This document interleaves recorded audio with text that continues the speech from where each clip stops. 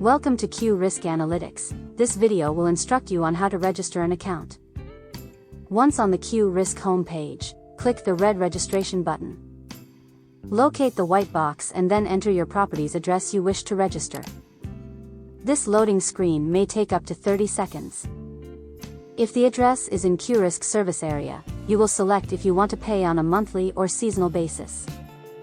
Select your preferred subscription type. Enter your account info. The password must be at least 12 characters, including a minimum of 1 letter, 1 number, and 1 special character. Accept the terms and service, and then hit continue. Then enter your credit or debit card information and then click submit. Select continue again to finalize registration. You will then be brought to the pin drop map.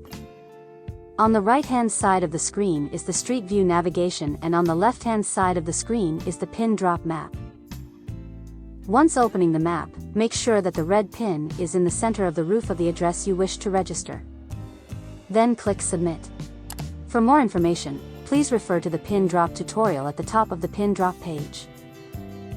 You will then be brought to the Storm View. After up to 5 minutes the page will refresh, and your information will be displayed.